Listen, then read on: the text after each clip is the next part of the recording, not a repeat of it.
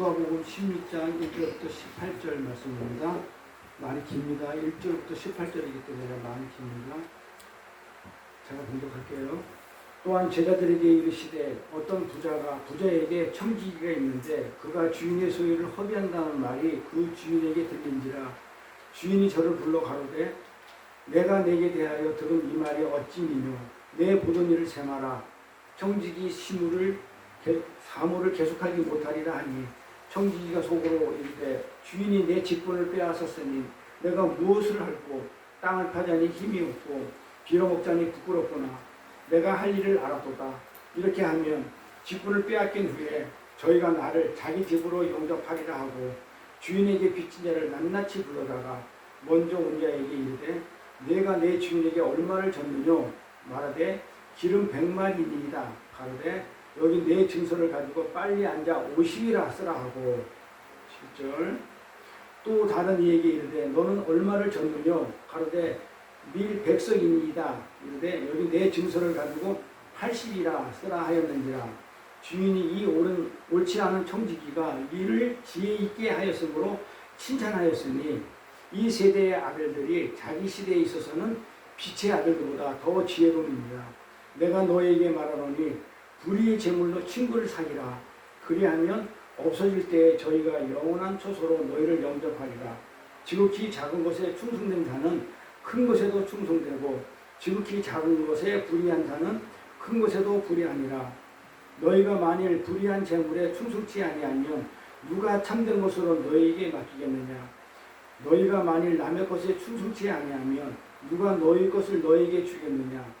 집 하인이 두 주인을 섬길 수 없나니 혹 이를 미워하고 저를 사랑하거나 혹 이를 중히 여기고 저를 경히 여길 것임이니라. 너희가 하나님과 재물을 겸하여 섬길 수 없느니라. 14절 바리새인들은 돈을 좋아하는 자라 이 모든 것을 듣고 비웃건들 예수께서 이르시되 너희는 사람 앞에서 스스로 옳다 하는 자이나 너희 마음을 하나님께서 아시나니 사람 중에 높임을 받는 그것은 하나님 앞에 미움을 받는 것이니라. 율법과 선지자는 요한의 때까지요 그후부터는 하나님 나라의 복음이 전파되어 사람마다 그리로 침입하느니라. 그러나 율법이 한 획도 떨어짐보다 천지에 없어짐이 쉬우리라. 무릇 그 아내를 버리고 다른 데 장가든 자도 가늠하니요 무릇 버리운 이에게 장가든 자도 가늠하니라. 아멘. 길죠? 오늘 말씀 제목은 기대하시던 대로 불의한 청지기에 대해서 말씀을 나눌 겁니다. 불의한 청지기 오늘은 워낙 길고 너무나 어렵기 때문에 오늘은 간단하게 서론과 그 배경만 서론과 그 배경을 알아야만이 이게 이해가 될 수 있는 거예요. 그래서 오늘은 불의한 청지기 서론과 배경만 말씀을 드릴 겁니다. 네, 오늘 이렇게 교회들은 보면요, 예수님 이 비유뿐만 아니고 모든 비유를 지금 우리가 주일날은 비유를 공부하고 있는데 비유를 설교하고 있는데 왜 비유를 하고 있냐면 지금의 그 한국 교회들이 보는 이 비유 내용들을 깊이 없게 그냥 가볍게 그냥 주제 설교의 한 예문으로 정도로 그렇게 취급하는 그래서 양념 정도로 쓰이는 것을 내가 흔히 볼 수 있었기 때문에 우리가 다시 한번 이 비유를 통해 가지고 이 복음이 뭔지를 알고자 해서 우리가 비유를 말씀을 공부하고 있는데요. 그래서 예수님의 비유를 심도 있게 복음으로 풀어내는 설교보다는 거의 대부분이 그냥 도덕적으로, 윤리적으로, 종교적인 교훈으로 이렇게 설교를 합니다. 그러나 이 예수님의 비유에는 위대한 십자가 복음의 진서가 담겨져 있거든요. 그래서 제가 여기서 하고 있는 게 산성수훈하고 비유하게 되면 예수님의 메시지, 그 다음에 하나님 나라의 뜻 이런 걸 다 가지고 있기 때문에 이 비유가 굉장히 중요합니다. 그래서 이 모든 비유의 메시지는 뭐가 있냐면 뭐가 담겨지냐 모든 비유의 메시지는 뭐가 담겨져 있냐면 앞에 보세요. 뭐가 담겨져 있죠? 예수가 담겨져 있고 그리스도의 십자가가 담겨져 있고 하나님 나라가 설명되어 있어요. 그래서 전부 다 이 비유는 전부 다 성경 전체의 요약분이에요. 굉장히 깊이 있는 복음입니다. 그런데 예수님이 모든 이 비유를 이런 하나님 나라, 십자가, 예수가 이게 담겨져 있는데도 불구하고 엉뚱한 윤리적, 도덕적 비유로 잘못 오해하지 말도록 하기 위해서 지금 비유를 갖다가 저희가 쭉 이렇게 설교를 해나가고 있는 것입니다. 오늘 우리가 함께 살펴볼 이 불의한 청지기 비유는 예수님의 비유 중에서 예수님이 한 비유 중에서 가장 난해하고 어려운 비유예요. 그래서 그 비유의 대가라고 불리는 도일의 불투만도 도저히 이해할 수 없는 이상한 비유라고 말할 정도였거든요. 사실 이 비유가요, 머리가 아픈 비유예요. 엄청 머리 아파요. 그런데 이걸 계속 하려고 하다가 제가 미뤘던 게 뭐냐면, 어느 정도 이제 비유에 대해서 감을 잡은 다음에 하려고. 그래서 그때가 오늘이에요.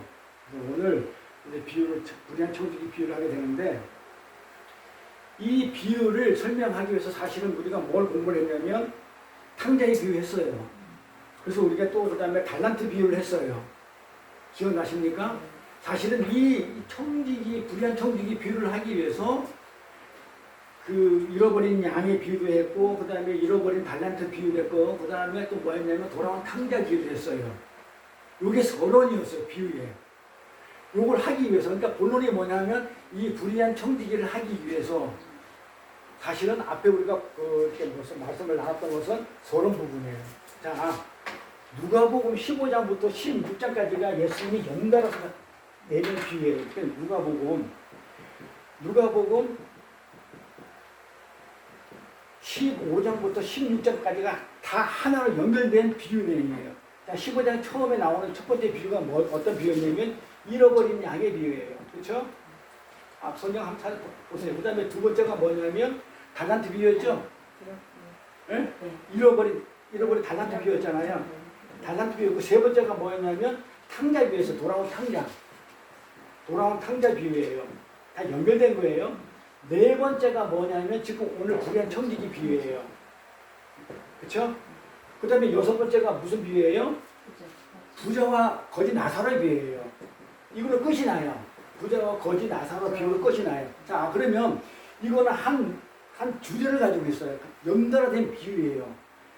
한 주제를 가지고 잃어버린 양을 가지고 이 주제를 가지고 예수님이 비유로 설명했고, 또 한 주제를 가지고 달란트 비유로 설명을 했고, 그 다음에 세 번째 돌아온 탕자 가지고 비유를 했어요. 요 세 가지는 서론이에요. 서론 부분에 해당하고, 이게 불의한 청지기 오늘 할 게 이게 본론이에요. 비유의 본론이에요. 그리고 이게 결론이에요. 이 비유가 이렇게 돼 있어요. 그러니까 예수님이 이 다섯 가지 비유를 지금 연달아 쫙 해자는데 우리는 착안을 해야 돼요. 그러면 이 불의한 청지기가 풀어져요. 이걸 따로 놓으면 절대 안 풀어져요. 말이 도대체 무슨 말인지를 몰라요. 여기다 갑자기 가는 얘기가 나왔다. 불의한 청지기 보고 칭찬했다. 불의한 청지기가 지혜롭다. 불의하다 해놓고 막 칭찬하는 게 이게 막 연결이 안 되는 거예요. 그래서 이거를 서론 부분을 우리가 먼저 한번 봐서 제가 잃어버린 양 달란트 부분 도랑탕자 얘기를 한번 쫙 했기 때문에 여러 번 머리에 아마 있을 거예요. 그리고 오늘 사실은 본론을 하기 위해서 그런 걸 했던 것이고, 다음에 이제 결론을 낼 건데, 예수님의 비유를 이걸 보면요, 이 본문을 한번 볼게요. 본문을 한번 보면 어떤 게 나옵니까? 1절부터 6절까지 말씀을 보니까 불의한 청지기가 있었죠. 불의한 청지기가 있었어요. 1절에 보니까 어떤 불의한 청지기가 있었잖아요. 불의한 청지기가 있었는데, 그렇죠, 있었죠. 그런데 누군가가 이 불의한 청지기를 주인한테 고발해버렸어요. 참수했어요. 뭘 일러 바쳤어. 뭘 일러 바쳤어. 그 이유가 뭐냐? 그 청지기가 주인의 것을 허비하고 있다고 일러 바쳤어요. 이렇게 일러 바쳤다는 거 지금 내용이 예수님 비유입니다.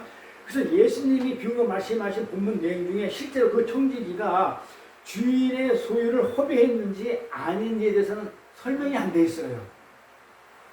뭘 했다고 일러만 바쳤지 실제로 했는지 안 했는지는 설명이 안 돼 있다니까 잘 보셔야 돼요.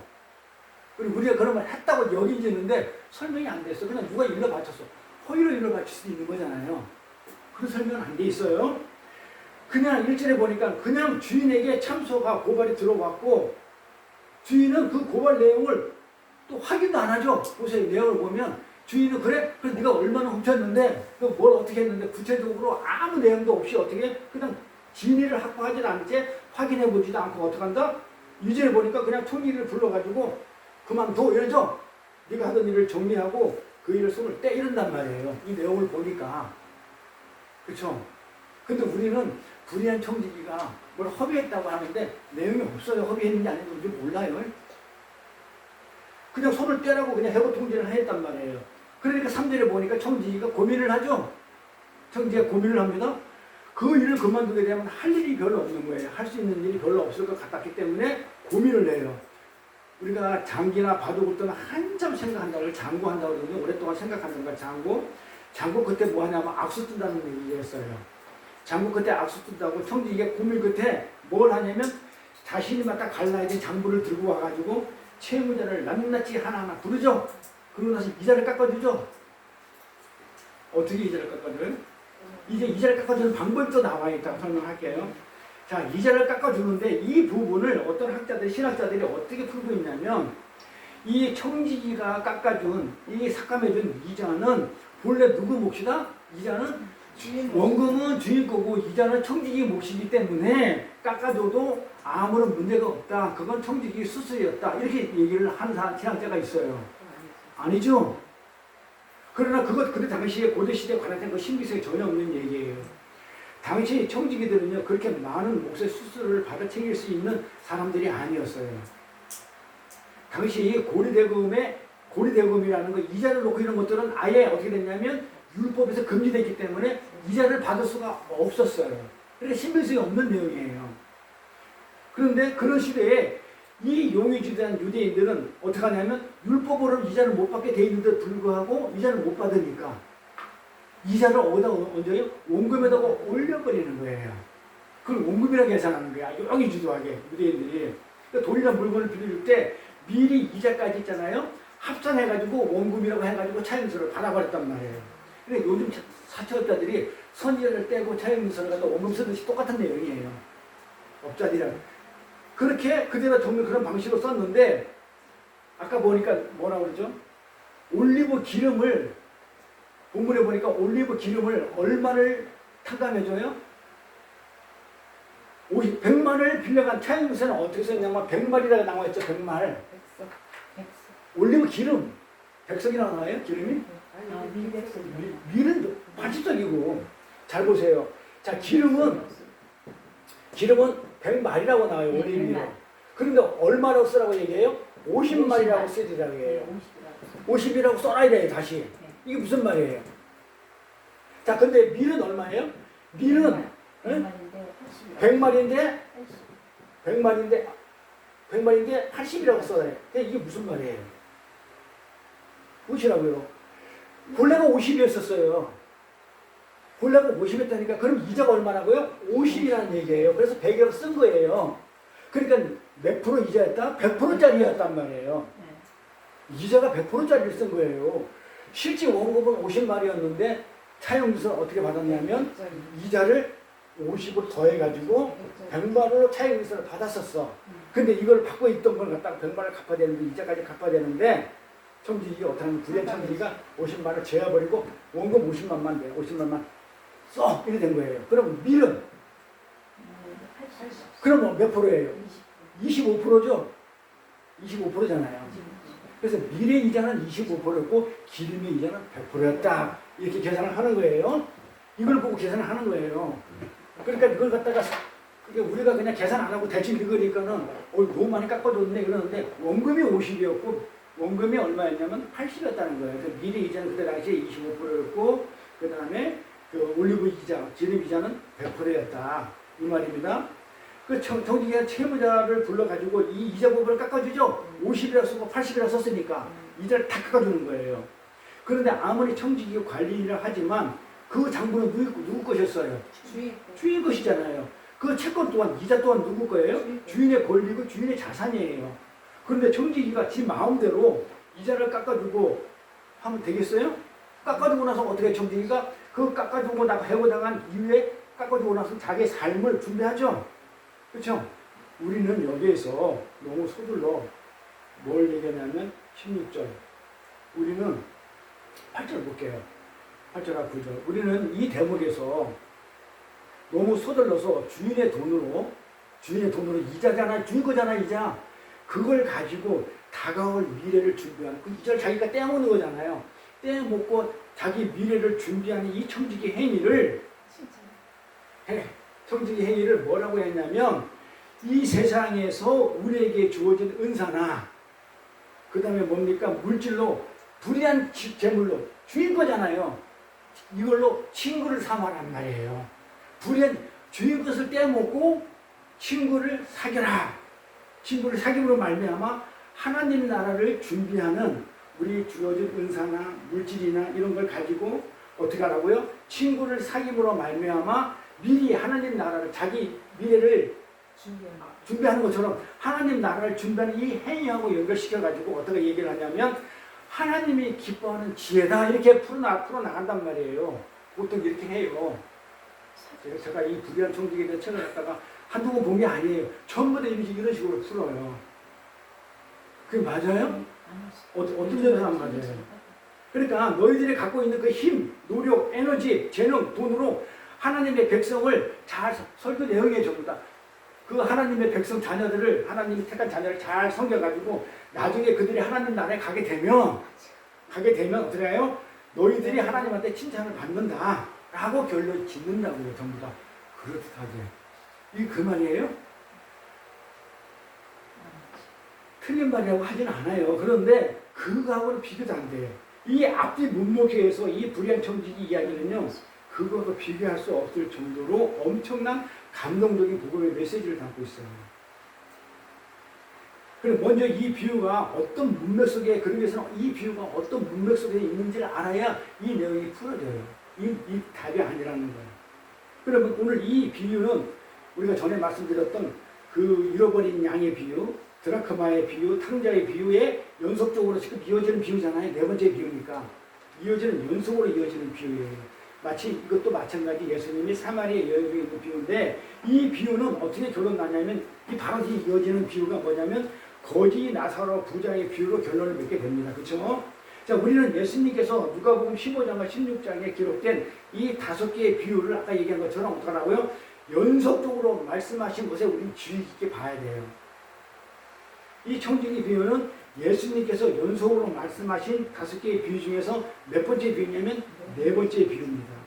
그렇다면 이 모두 5개의 비유는 모두 각각의 다른 비유가 아니고 하나의 비유예요. 하나의 주제로 하나의 메시지를 담고 있어요.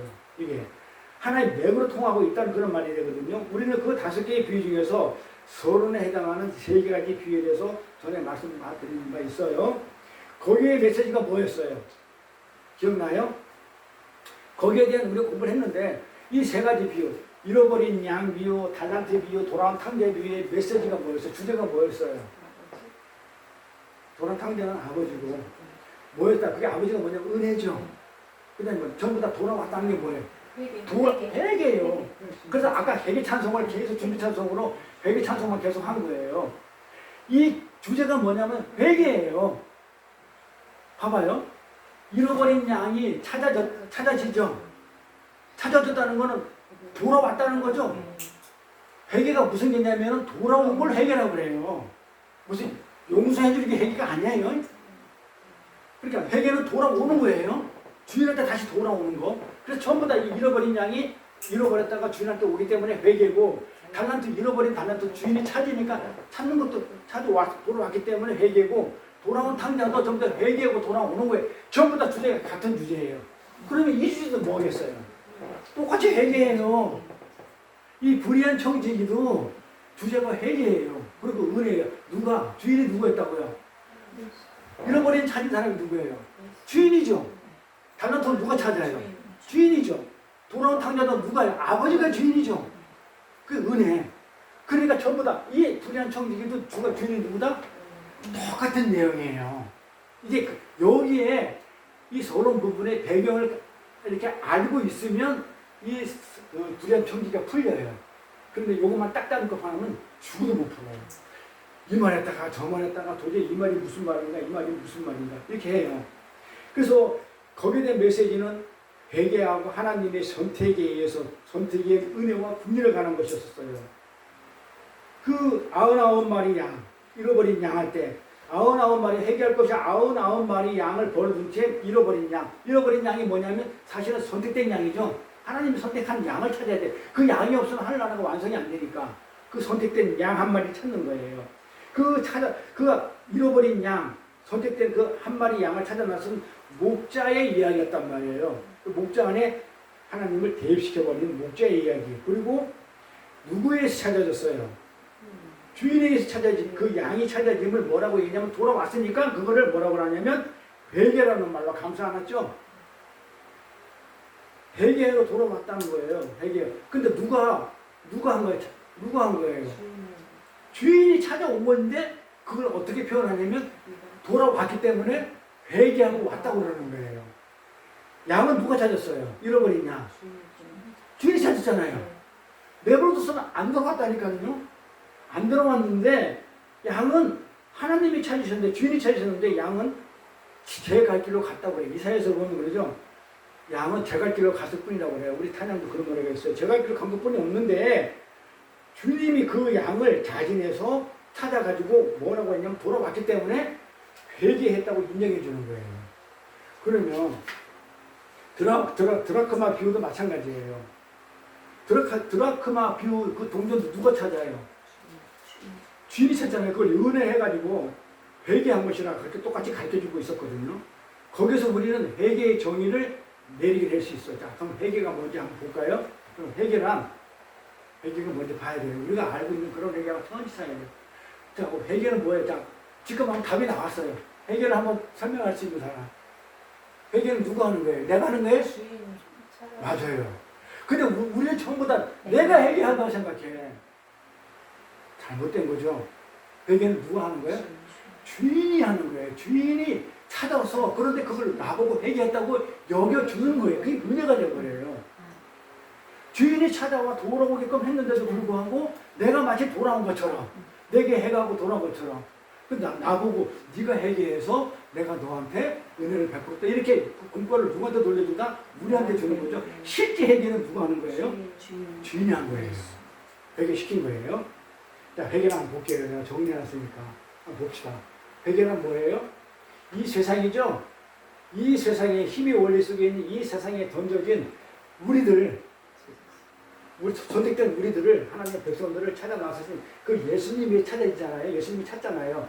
하나님이 선택을 하셨고 그렇게 이러잖아요. 우리가 삼위일체 할 때 하나님은 뭐 했냐면 계획하시고 예수님은 실행하시고 성령님은 적용하셨다 그러죠. 그러니까 예수님이 직접 오셔가지고 찾아 나선 거예요. 선택한 건 하나님이고 선택하고 실행에 옮기는 건 누가 했다면 예수님이 오셔가지고 직접 양들을 찾은 거예요. 성도들을 찾아가지고 정확히 말하면 창세전에 하나님이 선택된 자들 하나님이 선택했죠. 한 것을 누가? 하나님 나라로 다시 돌아와가지고 하나님 나라의 삶의 원리로 살아가는 모든 과정을 회개라고 해요. 뭐 한 가지 잘못한 걸 가지고 이렇게 돌아온 걸 가지고 회개라고 하지 않고 이렇게. 그래서 회개는요. 내가 저지른 몇 가지 죄를 유감스럽게 여겨가지고 거기에 대해서 어떤 형태로든지 보상을 하려는 정도가 아니고 그걸 뭐라고 얘기하냐면 사과라고 하는 거예요. 그걸 뉘우침이라고 하는 것이고 우리는 불신자들이 다 하는 그런 사과나 뉘우침을 해결하고 착각하는 경우가 너무 많다는 거예요. 하나님은 우리에게 사과를 요구하잖아요. 뭘 요구한다? 회개를 요구하셔요. 회개는 사과가 아니라 찾아진 자, 선택된 자, 예수님이 위해서 찾아진 자, 하나님이 선택한 자들의 삶 전체를 얘기한다니까요. 어떤 한 부분이 아니에요. 삶 전체를 얘기해요. 그래서 이 세상에서 그렇게 하나님에 의해서 선택된 자, 그 예수님이 찾아진 자들이 하나님 나라로 다시 돌아오는 그 자체, 삶 전체를 뭐라고 하는 거냐면 회개라고 해요. 이걸 갖다가 메타노이아 그래요. 헬라어로 메타노이아. 뉴턴이란 말이야. 돌아왔다. 나는 본래 어떤 존재로 하나님이 창조를 했냐면 하나님만 절대로 의존하는 존재로 만들어졌죠. 하나님의 생기가 들어가지고 하나님을 아는 존재가 됐잖아요. 생명이 됐잖아요. 그러니까 우리는 하나님을 알게 돼 있어요. 그런데 하나님 나라, 하나님을 절대로 의존하고 살아야 되는데 포도나무에 포도가지가 붙어서 살아야 되는데 우리는 어떻게 살았다? 그냥 하나님 선악과를 먹고 나서 하나님과 떨어져 살았단 말이에요. 이혼하고 가늠당했단 말이에요. 그렇기 때문에 어떻게 하냐면 회개는 다시 접붙임을 하는 거예요. 돌감람나무가 창감람나무에 다시 이제 하나님이 접붙임 딱 해줘가지고 그냥 순간접착처럼 붙여가지고 절대 안 떨어지게끔 하는 게 그게 은혜고 그게 우리의 영생이고 우리가 사는 길이에요. 그걸 하나님이 하셨다니까 예수님께서 십자가로. 이걸 메타노이아라 그래요. 그래서 회개는 누가 하는 거예요?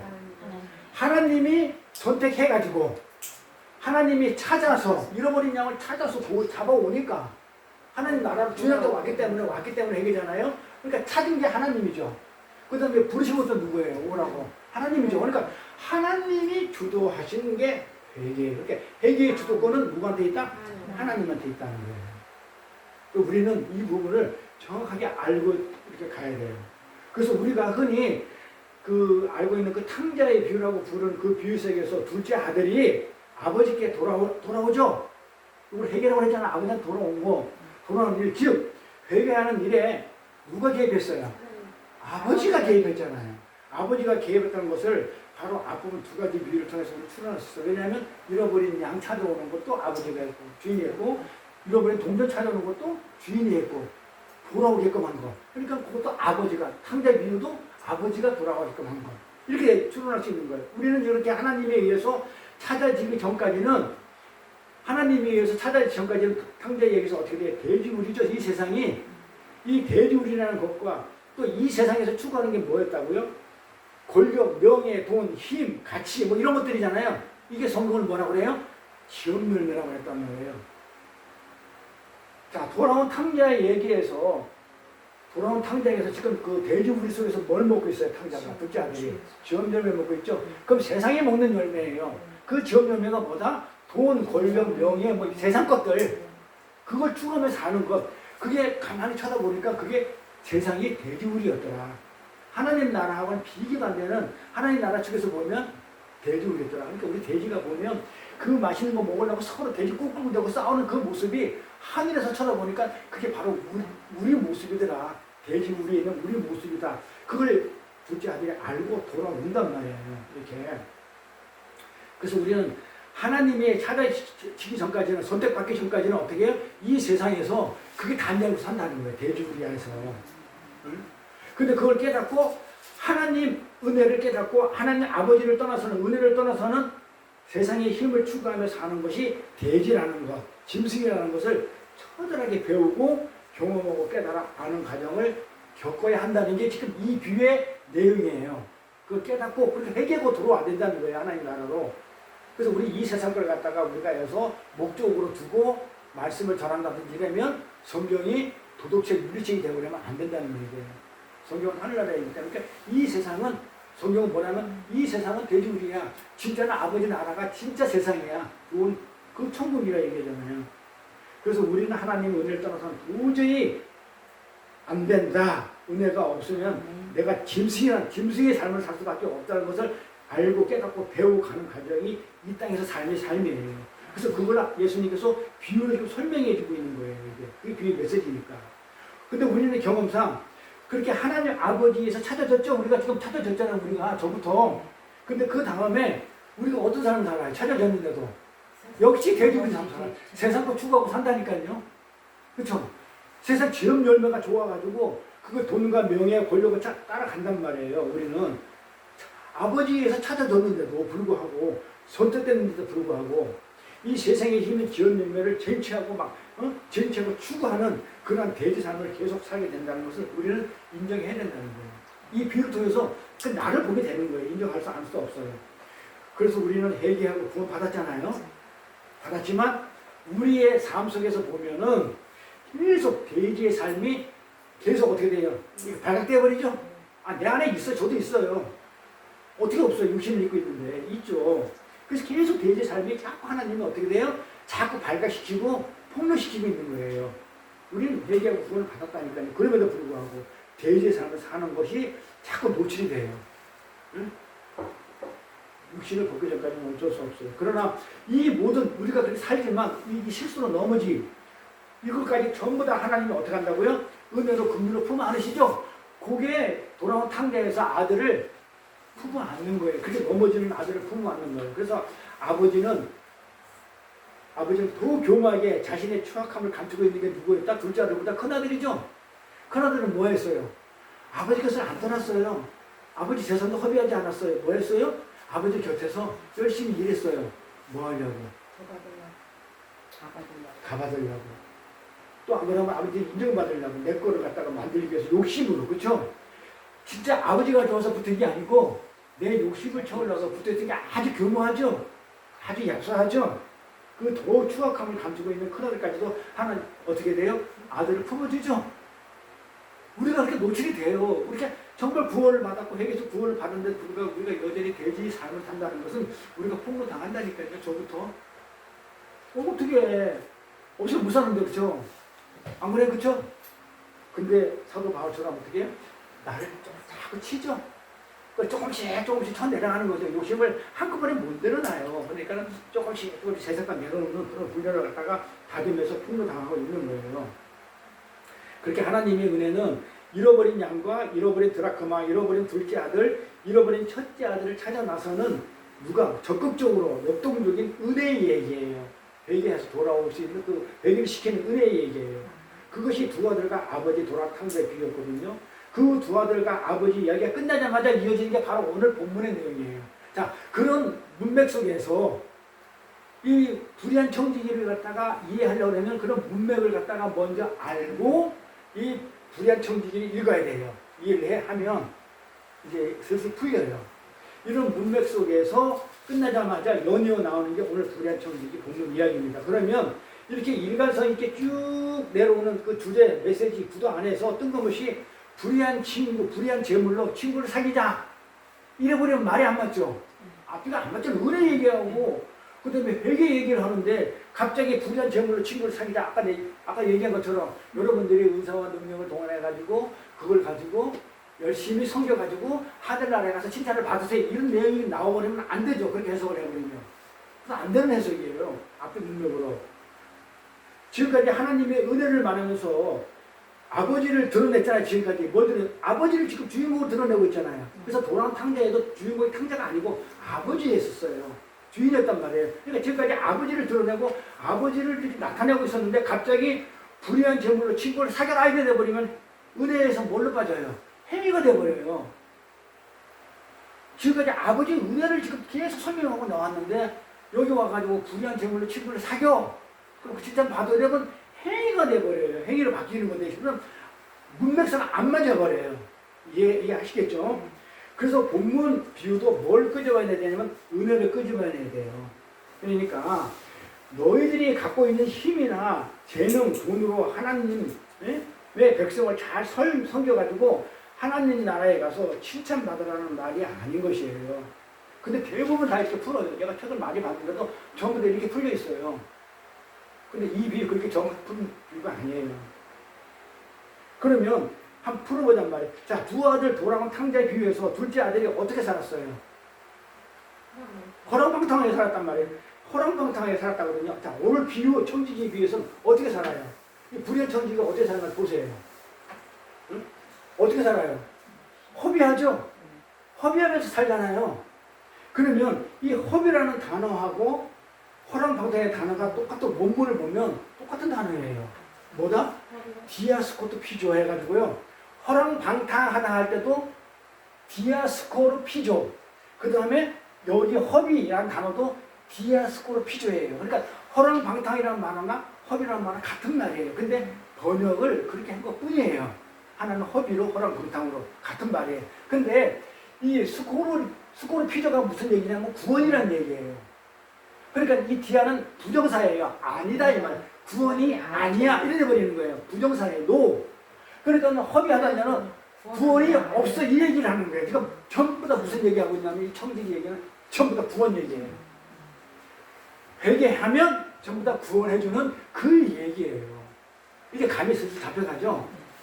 그래서 이렇게 어제도 말씀 공부할 때 봤지만 이 말들이 왜곡돼가지고 번역도 이렇게 막 시대마다 말이 달라져가지고 지금 우리가 알고 있는 그 개혁성경 제차도 번역된 게 그냥 잘못된 건 아닌데 이해할 수 없는. 그러니까 그래서 우리가 헬라어라든지 히브리어 원어를 찾아보는 이유가 바로 그런 원뜻을 찾아보면 이 같은 말이 되어버려요. 그러면 이게 무슨 뜻이냐면 구조라는 말이 나오면 우리가 얼른 알아들어요. 근데 이게 그래서 주인의 소유를 구조하지 않았다는 말이 이렇게 말이 안 맞으니까 이걸 그렇게 멋지게 번역을 한 것 뿐이란 말이에요. 근데 우리는 이걸 갖다가 그대로 문자로 받아들이면 이상하게 어렵다든지 안 그러면 왜곡된 말로 나가버려요. 이렇게. 이 허비라는 단어, 이 디아스코르 비전은 그래서 예수님은 일부러 봐봐요. 자, 세 번째 비유가 도랑탕대 비유죠. 허랑방탕이죠. 그래서 일부러 연결시키려고 일부러 같은 단어를 쓴 거예요. 허비했다, 허랑방탕하더라는 단어를 일부러 예수님이 갖다 씀으로써 연관이 있다는 것을 지금 암시하고 있는 거예요. 이해갑니까? 따라서 이 청지기 비유 속에서 탕자의 비유처럼 하나님의 뭐가 나와야 돼? 똑같이 나와야 돼요. 하나님의 긍휼과 은혜, 구원을 발견해야 돼요. 이 허비라는 단어, 디아스코그라피의 이 구원하다는 단어는 아까 얘기한 것처럼 부정, 적도, 지하가 붙어가지고 만들어진 단어예요. 그러니까 탕자의 이야기나 이 불량 청지기나 모두 어떤 거에 대한 이야기다? 구원에 관한 얘기다. 그래서 우리가 어렵지 않게 알 수 있어요. 그래서 많은 책들을 보니까 이야기 속에 나오는 이 청지기를 많이 변호해요. 왜? 지혜롭다고 그러고 칭찬을 받았다고 그러니까 나 주인 것을 삥땅한 걸 갖다가 지혜롭다 하고 칭찬을 받았다고 그러니까 이걸 갖다가 무슨 의미인지를 모르고 주인이 칭찬해서 좋은 거 아니야? 이런 식으로. 그런데 불이한데도 불구하고 그 청지기를 많이 변호를 해요. 감싸고 변호하기 위해서. 그런 내용들이 책들을 읽어보면 무지무지 많이 나와요. 대부분이 사실 그래요. 그가 한 행위를 어떻게 해서든지, 불의한 청지가 한 행위를 어떻게 해서든지 보호하고 어떻게 하려고 그래요? 변호하는 거예요. 그래서 어떻게 나오냐면 세 가지 나오더라고요. 어떻게 풀어지냐면 책들을 보면 어떤 책들은 이제는 원래 주인 것이 아니야. 아까 얘기했던 그 청지기 것이기 때문에 그 청지기가 이제 정도 가만히 있는 것은 주인의 것을 어딘가 허비한 게 아니야. 이렇게 보호하고 변호해줘요. 신학자들이. 또 어떤 책을 보면 두 번째 보면 주인은 원래 부자야. 부자이기 때문에 그까지 이제 정도 깎아준 것 가지고는 전혀 관심도 안 가져. 이렇게 푸른 해석을 한 그런 책들도 있고, 또 세 번째는 청지기가 비록 주인의 돈을 사용했지만 이건 제일 많아요. 비록 해였지만 결국 목적은 뭐였다? 이자를 깎아줌으로 해가지고 주인의 명예를 높였다는 거예요. 이거 제일 많이 풀어놨어요. 비록 뭐 그렇게 했지만 그냥 동기가 그렇지만 결과가 좋지 않냐? 주인의 명예를 갖다가 높였지 않냐? 거기 기하는데 이렇게 했으니까는 그건 뭐 칭찬받을 만한 거 아니냐? 주인이. 그래서 칭찬했다. 그래서 지혜롭다. 이렇게 풀어가더란 말이에요. 제가 다 엉터리예요. 그런데 아무리 변명을 해도 왜 억지냐면 아무리 변명해도 그것은 전혀 의로울 수가 없는 행위예요. 불이에요. 암만 변명을 보호해줘도 그건 절대로 칭찬받을 일이 아니죠. 불의한 청지기는 처음부터 끝까지 불의한 자였었어요. 그런데 주인이 그 불의한 청지기를 칭찬하단 말이에요. 여기서부터 꼬이기 시작해요. 그러면 꼬이기 시작하죠? 그럼 여기서 칭찬을 알아야 돼요. 그럼 칭찬이라는 말이 뭔지 알면 또 슬슬 풀리죠. 이렇게 풀어나가면 이 불의한 청지기가 나중에 이해가 됩니다. 그럼 자, 오늘 본문 속에서 중요한 단어 8절에 나오는 이 칭찬 한번 봅시다. 이 칭찬이라는 단어가 주인이 이 옳지 않은 청지기가 이를 지혜 있게 하였으므로 칭찬하였으니, 그죠? 그렇죠? 이 칭찬이라는 단어. 그러니까 이 칭찬의 단어가 뭐냐면, 칭찬의 단어가 있는데, 이 칭찬의 단어는 뭐예요? 에파이네오. 에파이네오죠? 뭐 해야 돼? 찬양하다, 찬송하다, 기르다는 뜻이죠? 이게 칭찬을 갖다가 원을 찾아보면 에파이네오예요. 이게 찬양하다, 찬송하다, 기르다 이 말이에요. 이게 칭찬이랑 같은 말이에요. 그래서 제가 그런 말이 많으니까 이 찬송한다, 칭찬한다, 그 다음에 칭찬한다, 참여하다 이런 단어는 사람한테 쓰는 용어가 아니죠. 누구한테 쓰는 거? 하나님한테 쓰는 단어죠. 한번 보자고요. 예수님한테 쓰는 단어거든요. 줄거 성경에서 보면 이런 거 다 전부 다 인간한테 쓰는 단어가 아니에요. 그러면 여기서 불의한 청지기한테 칭찬이라는 단어를 썼다고 그러면 그건 반드시 사람이 아니고 누구였다? 예수였다는 거예요. 그러니까 이 불의한 청지기가 예수였다는 게 슬슬 감이 잡혀요. 예수였다니까는요. 우리의 죄를 뒤집었을 때 예수. 그러니까 우리의 죄를 뒤집었을 때 불의한 거예요. 예수님 자체가 불의한 게 아니고 우리 불의한 걸 뒤집었기 때문에 불의한 거예요. 우리가 지난 시간에 공부를 했잖아요. 간음할 때. 어제도 말씀이 나왔지만 우리가 그 짐승의 그 이세벨이 간음한 여자 이세벨이 간음 이세벨이 우리인데 짐승 탔잖아요. 막 보석을 두르고. 그래서 그게 뭐예요? 우리가 짐승하고 하나 됐다는 거잖아요. 간음했다는 얘기잖아요. 그게. 그러니까 우리가 짐승이라는 거예요. 그 짐승을 나귀가 짐승을 예수님이 타죠. 예수님이 뭐 된 거예요? 나귀가 됐다는 거잖아요. 불의한 자 나귀가 그 얘기가 똑같은 내용이에요. 그러니까 지금 여기서 보면 이 칭찬은 하나님한테 쓰는 단어였는데 왜냐하면 에파이어 네오라는 단어이기 때문에 번역을 칭찬이라 했지 여기다가 만약에 천지가 하는 일을 우리처럼 천지가 지혜케 하심으로 찬송하였으니 했었으면 아마 사람들이 얼른 알아들었을 거예요. 그랬는데 어떻게 칭찬하였다 그러니까 일반적인 문자를 하더라 이 말이에요. 그러면 이 칭찬이 정말 예수님한테 쓰인 단어인지 아닌지 보자고 성경에 가봐야 돼요. 그 제 얘기가 아니고 에베소 1장 10절 볼게요. 자, 이는 그리스도 안에서 전부터 바라는 우리로 그의 영광의 찬송이 되게 하라. 누구의 찬송이 된다고 해요? 그가 누구예요? 예수. 그리스도 안에서 전부터 바라는데 그리스도의 영광의 찬송이 되게 하라. 그러니까 전부 다 찬송은 누구한테 하는 거예요? 하나님 예수. 그 안에 너희도 진리의 말씀 곧 너희 구원의 복음을 들고 그 안에 또한 믿어 약속의 성령으로 인침을 받았으니 이는 우리로 기업의 보증이 되서 성령이죠. 기업의 보증이 되는 것. 그 얻으신 것을 구속하시고 누가 예수가 그의 영광을 찬미하게 하라.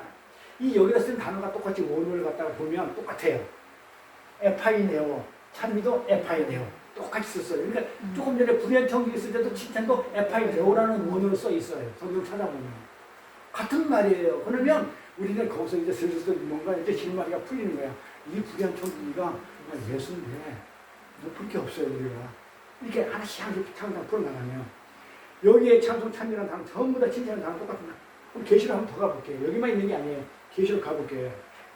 큰 음성이 가로되 죽음을 당하신 어린 양이 예수죠. 능력과 부와 지혜와 힘과 존귀와 영광과 찬송 받으시기에 합당합니다. 그죠? 뭐하다게? 영광과 찬송. 누가? 어린 양. 죽이려고 어린 양 예수잖아요.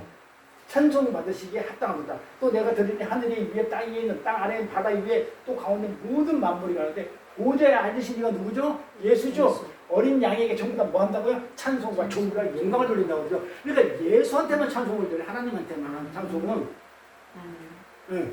이 찬송과 찬양, 칭찬 이거는 예수한테만 인간한테 쓰는 단어가 아니에요. 거룩도 마찬가지고 전부 다 이런 것들은 하나님한테 쓰는 단어거든요. 그러니까 찬송은 누구 거다? 예수님 거예요. 그런데 그 찬양이 이 불의한 청지기에 지금 돌려지고 있잖아요. 하고 있잖아요. 찬양이. 뿐만 아니라 그 불의한 청지기가 주인에게 지혜롭다고 칭찬을 받았단 말이에요. 여러 번 말씀드렸지만 그 지혜는 누구라고요? 그래서 여기서 또 예수가 또 나와. 그러니까 이 불의한 청지기가 지혜롭다고 그랬죠? 지혜는 누구라고요? 예수예요. 잠깐만 가볼게요.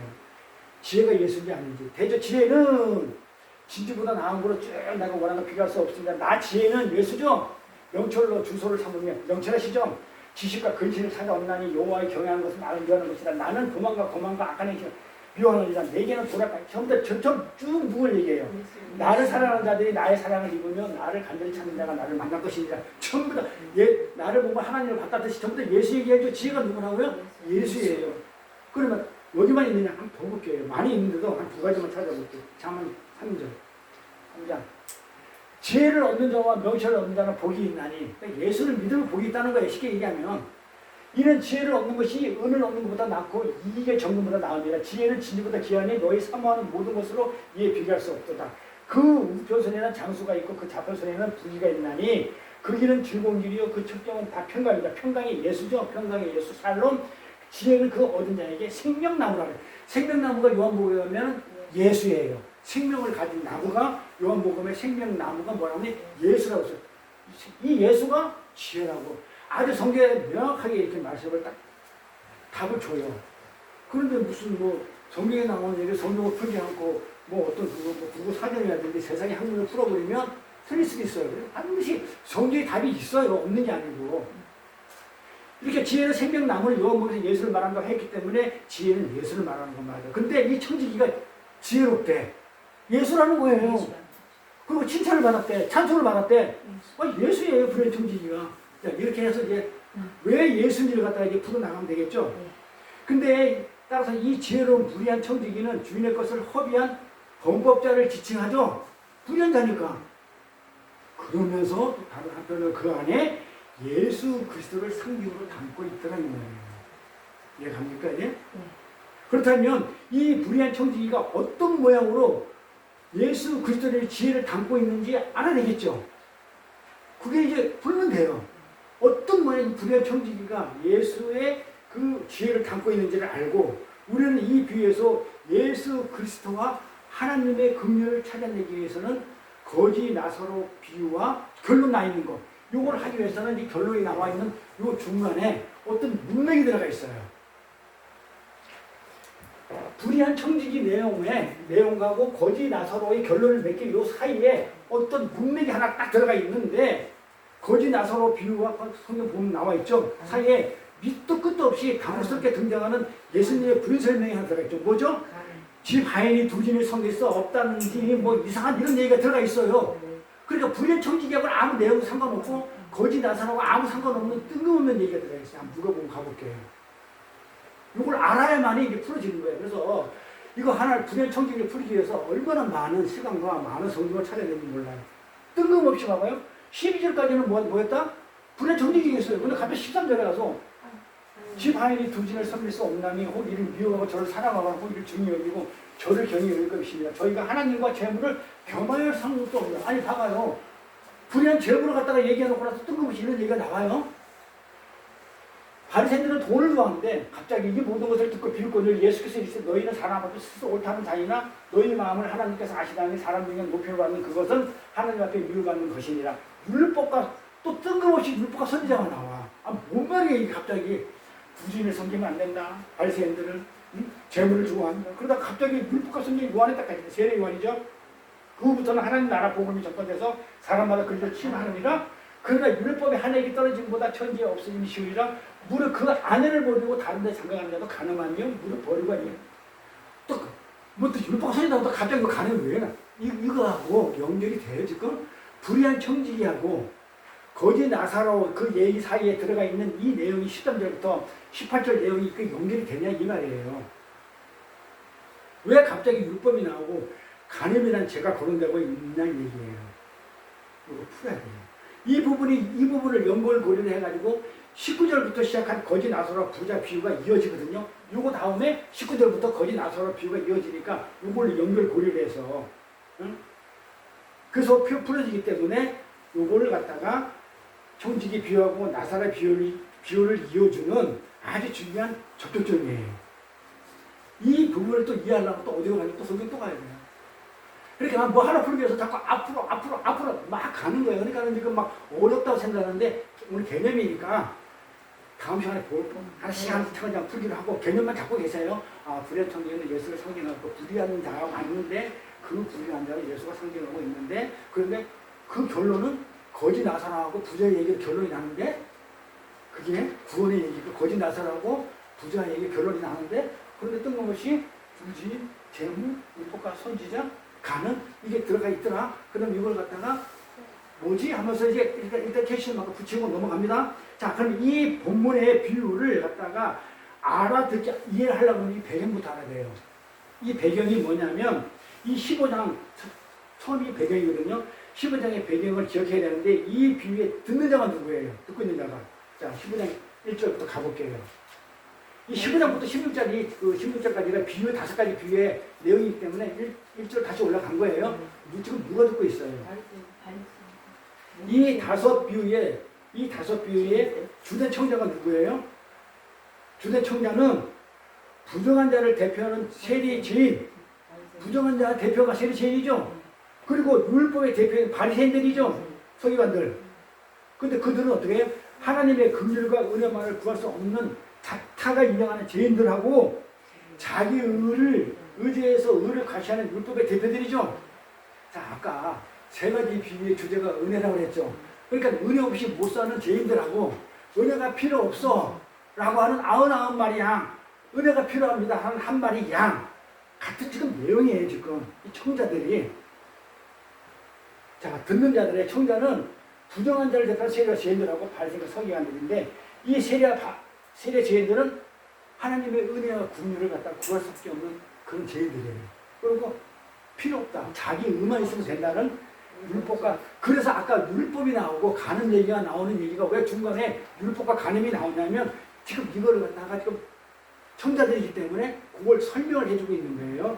자, 그래서 여기 보니까 이 자기를, 그러니까 지금 이 누가복음 15장의 내용은 뭐다? 15장과 16장 5가지의 비유는 그렇게 하나님의 은혜와 율법을 지금 대조하고 있는 거예요. 자, 돌아온 탕자 얘기해서 첫째 아들은 율법으로 있고 서 있고, 그 다음에 둘째 아들은 그냥 나갔다가 돌아와서 은혜로 서 있고, 그러니까 지금 뭐 전부 다 무슨 얘기를 하고 있냐면 율법과 은혜를 얘기하고 있어요. 그게 합쳐서 그게 구원이 되는 거예요. 그러니까 세부적으로 하면 구원인데 은혜인데 그걸 은혜를 설명하기 위해서 지금 율법을 지금 풀어주고 있는 거예요. 그 안에다가. 자, 이렇게 개념 잡고 가면 됩니다. 자, 그래서 율법이 이렇게 분명히 대조되고 있는 거예요. 그래서 이렇게 구원이라는 것은 뭐다? 구원이라는 것은 하나님의 긍휼과 은혜로 말미암는다는 것은, 아까 칭찬하다 그게 뭐라고 그랬어요? 구원이라고 했잖아요. 네? 아니, 아까 뭐라고 했어요? 아까 뭐라고 했지? 구원, 허비한다는 게 구원이라고 했잖아요. 네? 구원이 없다는 거예요, 있잖아요. 지금 그래서 전부 다 구원 얘기하는 건데, 자, 허라방탕, 이 구원을 얘기하는 것인데, 이 구원이라는 것은 하나님의 긍휼과 은혜로 말미암는다는 것을 지금 이 비유를 통해서 지금 설명해주고 있는 거예요. 5가지 비유 전부 다. 거기에는 어떤 잡지도 개입할 수 없어요. 인간 측에서 어떤 의로운 행위나 선한 일도 그들의 구원에 전혀 조건과 근거가 개입될 수 없음을 지금 강조하고 있는 내용들이에요. 우리가 어떤 행위 가지고, 바리새인들 그 율법의 행위 가지고 구원 누리지 못한다, 은혜로 구원은 없는 것이다, 지금 그 얘기를 하고 있는 거예요. 이 비유 얘기가. 그래야 너희가 구원을 받는다. 구원의 주제니까. 그래서 첫 번째 잃어버린 양의 비유와 두 번째 드라크마 비유에서 이런 것을 찾아가는 주인의 이야기가 펼쳐지는 것이죠. 그게 은혜잖아요. 그렇죠? 주인이 구원해 주는 거잖아요. 자, 양이 지가 스스로 구원했어요? 드라크마가 스스로 구원했어요? 회개해가지고 아니잖아요. 그 세 번째 도랑 탕자 비유에서도 죄인의 방탕함과 둘째 아들이죠. 그리고 율법의 교만함, 제 첫째 아들이죠. 모두 아울러 품는 지금 아버지 이야기가 품고 있는 거예요. 그러니까 율법과 은혜와 율법. 그래서 성경은 구약은 율법, 신약은 은혜. 전부 다 은혜와 율법이 전부 다 대조되고 있는 거예요. 모든 성경 다 그렇게 있어요. 우리가 다음에 요한계시록 공부하겠지만 공부할 때 전부 다 그거예요. 그래서 요한계시록 가면 은혜가 엄청 많아가지고 세상이 다 내 거가 되어버려요. 거짓말 아니에요. 그때는요, 엄청, 지금까지 내가 공부한 것이 한 50%였다면, 요한계시록 하면 나머지 50%가 딱 50, 반반이에요. 그러니까 우리가 평생 공부한 것보다, 요한계시록 딱 하게 되면 나머지 50%가 채워지면, 100을 가졌기 때문에 세상이 내 거가 되어버려요. 그러면, 진짜예요. 아무런 욕심이 안 생겨요. 그런데 풍성해요. 엄청 풍성하고 풍요로워요. 그래서, 이 율법하고 은혜를 지금 설명하고 있는 거예요. 그래서 둘째 아들, 첫째 아들 율법을 상징하고 둘째 아들은 은혜를 상징하는 그런 아버지의 이야기가 펼쳐지고 있거든요. 그래서 네 번째 비유인 오늘 본문에서 다시 한번 결론을 갖다가 본문으로 서로 낸 걸 갖다 다시 한번 처음부터 끝까지 이 불의한 청지기를 용서하는 그 주인, 봐봐요. 주인 것을 허대했는데 주인이 뭐라고 하냐면 칭찬하고 주인이 지혜롭다 했으니까 그 뭐냐면 용서하는 거예요. 그게 용서예요. 그 주인공이 누구에 대해야 돼요? 불의한 청지기가 아니에요. 주인이 되는 거예요. 아버지가 돼요. 그래서 이 주인의 긍휼과 은혜가 더욱 부각되고 있는 것이 지금 이게 불의한 청지기 내용이에요. 그래서 엄밀히 말하면 이 비유의 주인공 또한 불의한 청지기가 아니라 앞의 비유들의 주인공처럼 잃어버린 것을 찾는 주인이듯이 불의한 청지기를 용서하는 주인이어야 돼요. 이러한 이유에서 율법의 행위 그리고 은혜와 긍휼이 서로 대조돼서 이 대조되는 것이 이 비유들의 주제이기 때문에 네 번째 비유와 다섯 번째 비유 사이에 갑자기 뭐가 나와 있다?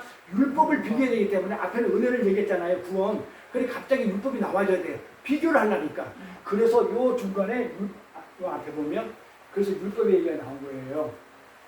율법과 선지자 얘기가 중간에 끼어서 요렇게 있었지만 이때까지고 너희들 율법은 요거 가지고는 안 되는 것이고 그 다음부터 뭐가 된다면 하나님 나라의 복음이 전파돼가지고 은혜로 너희가 구원을 받는다. 그래서 어떻게 한다? 율법을 지킨 저기 부자는 지옥 가 있고 율법으로 하려고 했던 부자는 가 있고 하나님 은혜 거지 새끼는 이 땅에서 그렇게 핍박받고 했던 그 거지는 하나님 은혜로 아브라함 품에 있더라 하는 걸 결론을 내는 거예요. 그러니까 전부 다 이 그 누가복음 15장부터 16장까지 나오는 잃어버린 양, 달란트 비유, 돌아온 탕자의 불의한 얘기, 부자 비유 전부 다 무슨 얘기를 하고 싶은 거예요, 사실은? 은혜를 얘기하고 싶은 건데 신앙 얘기 있잖아요, 주제가. 그러고 나서 그 은혜를 구원을 받았다는 거. 전부 다. 그런데 어떻게 구원을 받았느냐? 주인이 찾아서 구원을 받은 거예요. 그냥 우리가 구원받은 거는 잘 생각해 보세요. 우리가 구원받은 것은 뭐다? 내가 믿어서 구원받은 게 아니죠. 하나님이 나를 택해가지고 구원받은 것도 불가항력적인 은혜로 내가 구원을 받았지 내가 뭘 행위를 해서 구원받은 게 아니잖아요. 전부 다 같은 내용이라니까요. 어제도 말씀드렸지만 이런 내용이에요. 성경은 다 똑같은 내용을 설명해요. 전부 다 풀어보면 전부 다 같은 내용인데 이런 상황, 저런 상황, 이런 뭐 저런 걸 일일이 따로따로 어떤 상황과 배경을 만들어가지고 설명하지만 결국은 예수고 은혜예요. 그걸 구원받은 우리가 구원받은 그 은혜와 구원시켜준 그 예수 이렇게 설명하고 저렇게 설명하고 뭐 여러 가지로 설명하지만 전부 똑같죠. 그래서 이 회개라는 것은 회개를 해야 구원받잖아요. 회개하고 돌아와야 구원받잖아요. 근데 우리는 누가 회개했다고 그래요? 내가 했다고 그러잖아요. 그럼 내가 구원받은 거예요. 그럼 내가 하나님 되버려요. 그래서 회개도 여러분들 잘 알아야 돼요. 여기서 지금 기름이라든가 뭐 이런 거 설명해주는 그것도 또 저희 풀어주실 거예요. 네? 여기 보면 그 주인한테 그 저기 청지기가 이렇게 탕감해준 거 있잖아요. 뭐 기름, 밀 이런 것도 뭐 여기에 그 주제에 속하는 거네요. 속해. 근데 지금은 이제 개념. 오늘은 이제 개념하고 이제 배경만 설명하는 거예요. 자, 그러면 이제 주제가 나왔죠. 은혜. 율법을 지금 대조하는 그런 비유들이다. 그러니까 율법하고 은혜를 비교하는 그런 비유들이다. 이 내용들이 보니까. 근데 상황을 만드는 것 뿐이잖아요. 비유는 예를 드는 거니까. 그런 것들이구나. 그리고 근데 그 은혜를 우리가 받았는데 어떻게 은혜를 받았냐면 구원을 받아서. 그 구원을 누가 해줬냐면 주인이 해줬어. 나를 찾고 그 다음에 구해주고 불렀고 그 주인이 했어. 근데 그거를 갖다가 뭐라고 그러냐면 그걸 회개했다고 그래. 왜? 돌아왔으니까. 주인한테 돌아온 걸 회개라고 그래요. 잘못한 건 용서 빌고 사과하는 건 그건 회개가 아니에요. 그건 우리도 아닌 사람도 다 하는 거 그건 회개 아니에요. 하나님한테 돌아오는 게 회개예요. 주인한테 돌아오는 게. 근데 잃어버린 양이 주인한테 찾아서 왔잖아요. 회개죠. 그래서 회개를 통해서 구원을 받았는데 그 구원이 은혜로 받았어. 지금 그걸 근데 율법으로는 안 돼. 너희가 하는 것은 안 돼. 지금 그걸 지금 설명하고 있는 거예요. 자, 배경과 지금 주제가 있는. 근데 메시지를 그거를 알고 그래서 율법과 지금 은혜를 대조하고 있다. 비유 전부 다. 그래서 이 불의한 청지기가 어떻게 해서 그러면은 은혜가 되고 어떻게 해서 불의한 청지기가 예수가 되고 어떻게 예수가 우리의 구원자가 되고 어떻게 예수가 우리의 은혜가 되는지를 갖다가 풀면 되잖아요. 조금 시간이 걸리지만 차근차근 하나씩 시간상 차근차근 풀어가도록 해요. 오늘은 이렇게 서론까지만 얘기하고요. 그래서 율법으로는 우리가 구원받을 수 없고 율법으로 가봤자 사망이다. 그런데 은혜로만 가야만이 생명으로 갈 수가 있다. 그 얘기를 지금 하고 싶은 게 이 5가지 비유가 똑같은 내용이에요. 그래서 사망보다 율법으로 했던 부자는 지옥 갔고 그 다음에 은혜를 받았던 거지 나사로는 뭐다? 천국가 있다. 그래서 이제 구원에 가는 얘기인데 은혜를 지금 세부적으로 지금 설명하고 있는 내용이 이 5가지 비유 전체가인데 그래서 불의한 청지기를 어렵다지만 풀면 이해가 될 것이다. 그렇게 알고 계시면 됩니다. 기도하겠습니다. 하나님 아버지 모든 영광과 존귀와 찬양받으시기에 합당하신 하나님 아버지 삼일째 하나님을 찬송합니다. 찬양합니다. 참 평안의 근원이 되시며 자비와 은혜가 풍성하신 하나님 아버지 이렇게 거룩한 주의 날 하나님께 예배하며 찬양하게 계심을 감사합니다.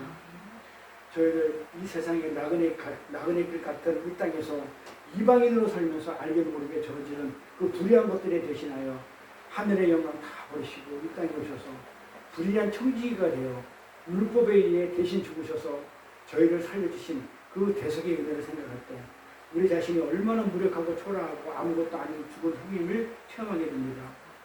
이는 오직 하나님의 은혜와 긍휼을 붙잡는 것만이 사는 길임을 깨닫고 비천한 나 자신을 내려놓고 남은 인생을 온전한 믿음으로 하나님께 충성하고 순종하는 하나님의 아들, 딸들이 다 될 수 있도록 힘과 용기와 강건함을 허락하여 주옵소서.